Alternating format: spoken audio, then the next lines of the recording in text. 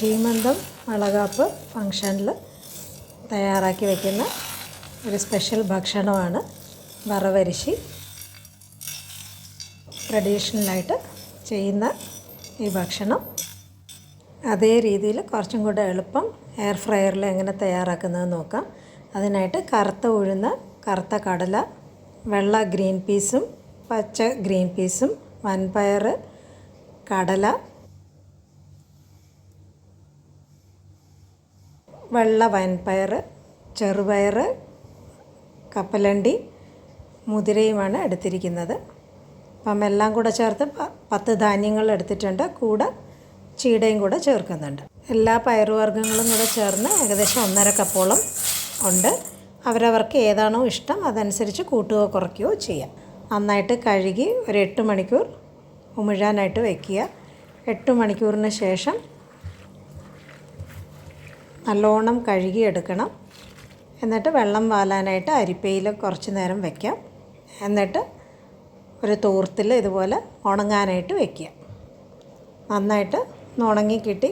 തൊടുമ്പോൾ ഒരു ചെറിയ നനവ് കാണും, എങ്കിലും കയ്യിൽ ഒട്ടിപ്പിടിക്കാത്ത രീതിയിൽ നന്നായിട്ട് ഉണങ്ങി കിട്ടുമ്പം നമുക്കത് വറുത്തെടുക്കാം. സാധാരണ ഇത് പ്രത്യേകം ഉമിഴ്ത്തി വെച്ച് ഓരോന്നായിട്ട് വറുത്തെടുക്കുകയാണ് ചെയ്യേണ്ടത്.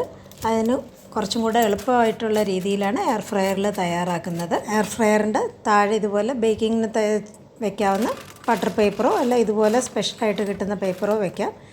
ഇനി നമ്മൾ എടുത്തു വച്ചിരിക്കുന്ന പയറുവർഗ്ഗങ്ങൾ വറുത്തെടുക്കണം. ഒരുപാട് കട്ടിക്ക് നിറയ്ക്കരുത്, ചെറിയൊരു ലെയറേ വയ്ക്കാവൂ. ആദ്യം 180 ഡിഗ്രിയിൽ 15 മിനിറ്റ് എയർ ഫ്രൈ ചെയ്തെടുത്തതിന് ശേഷം 200 ഡിഗ്രിയിൽ 5 മിനിറ്റും കൂടെ എയർ ഫ്രൈ ചെയ്ത് എടുക്കുക. ഇപ്പം 180 ഡിഗ്രിയിൽ 4 മിനിറ്റ് ആയിട്ടുണ്ട്. ജസ്റ്റ് ഒന്ന് കാണിക്കാനായിട്ട് തുറന്ന് കാണിച്ചതാണ്.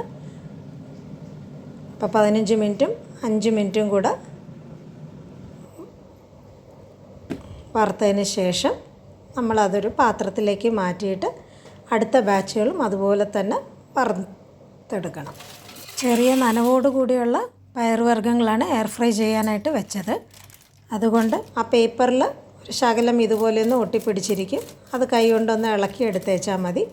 ഇതുപോലെ ബാക്കിയുള്ള ബാച്ചുകളും വറുത്തെടുക്കുക. ഏറ്റവും അവസാനം കുറച്ച് കൊപ്ര ഉണ്ടെങ്കിൽ അത് ഡയറക്റ്റായിട്ട് ചേർക്കാം. ഇത് പച്ചത്തേങ്ങ ആയതുകൊണ്ട് അതൊരു 3-4 മിനിറ്റ് ഒന്ന് ചെറുതായിട്ട് നിറം മാറി ഉണങ്ങി കിട്ടുന്നത് വരെ ഒന്ന് എയർ ഫ്രൈ ചെയ്തെടുക്കുക. ഇതിലേക്ക് ഇനി പൊടികൾ ചേർക്കാം. മഞ്ഞൾപ്പൊടി 1/4 ടീസ്പൂണ്, എരിവിനാവശ്യമുള്ള മുളക് പൊടി അവരവരുടെ ടേസ്റ്റിനനുസരിച്ച് കൂട്ടുകയോ കുറയ്ക്കുകയോ ചെയ്യാം. കായപ്പൊടി കുറച്ച് നല്ലോണം ഇതിൽ ചേർക്കുക, ഒരു 1/2 ടീസ്പൂണോളം ചേർത്ത്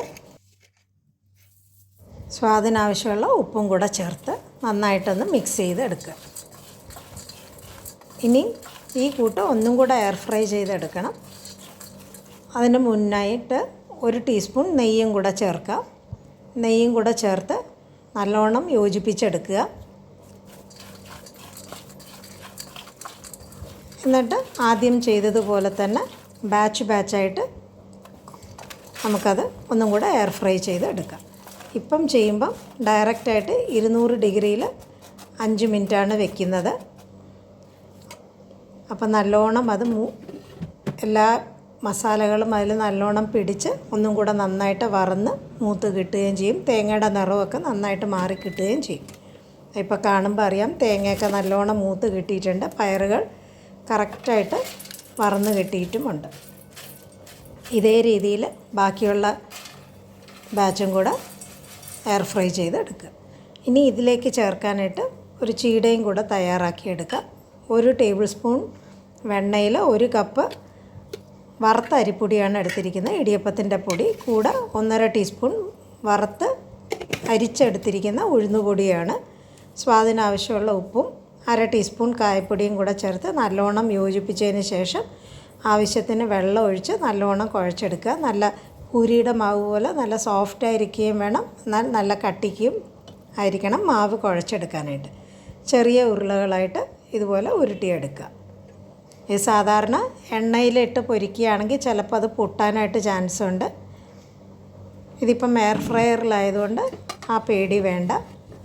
ഇനി എണ്ണമയവും ഇല്ല, നമ്മൾ എയർ ഫ്രൈ ചെയ്താണ് എടുക്കുന്നത്. ഇനി ഇഷ്ടമുള്ളവർക്ക് ഇതിലേക്ക് ശകലം എണ്ണ ഇടയ്ക്കൊന്ന് സ്പ്രേ ചെയ്ത് കൊടുക്കുക.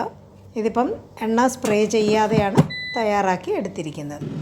15 മിനിറ്റ് 200 ഡിഗ്രി സെൽഷ്യസിലാണ് എയർ ഫ്രൈ ചെയ്തെടുത്തിരിക്കുന്നത്. നല്ല ക്രിസ്പി ആയിട്ട് കിട്ടുന്ന ഈ ചീട ഈ രീതിയിൽ നമുക്ക് തയ്യാറാക്കി എടുക്കും. നമ്മൾ തൊടുമ്പോൾ തന്നെ നന്നായിട്ട് പൊടിഞ്ഞ് കിട്ടുന്ന രീതിയിലാണ് ചീട തയ്യാറായി കിട്ടിയിരിക്കുന്നത്.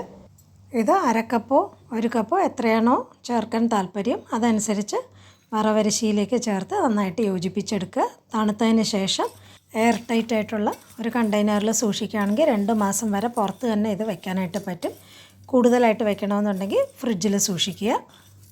എല്ലാവരും ഈ രീതിയിൽ എയർ ഫ്രയറിൽ തയ്യാറാക്കി നോക്കുക.